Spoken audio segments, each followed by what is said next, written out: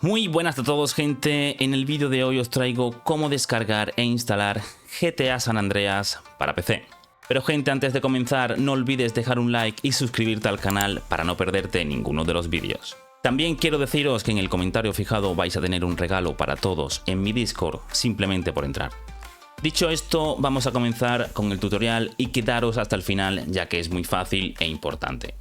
Lo primero que tenemos que hacer es ir a nuestra cuenta de Steam, dirigirnos a la lupa y buscar GTA San Andreas. Nos va a aparecer el primero. Le damos clic y como veis, una vez que ya estemos en la página principal del juego, con todos sus vídeos, su información, sus imágenes y demás, lo único que tenemos que hacer es darle a añadir al carro. Una vez hecho esto, vamos a darle a ver mi carro y cuando estemos allí lo que vamos a hacer es darle clic en continuar con el pago.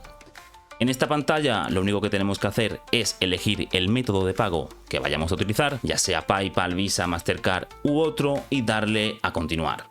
Aceptamos los términos y condiciones de Steam y le damos a comprar. Una vez hecho esto, solo tenemos que ir a nuestra biblioteca de Steam, seleccionar GTA San Andreas y darle a instalar. Elegimos el disco duro donde queramos instalarlo, esperamos a que se descargue y ya podremos disfrutar de este épico juegazo.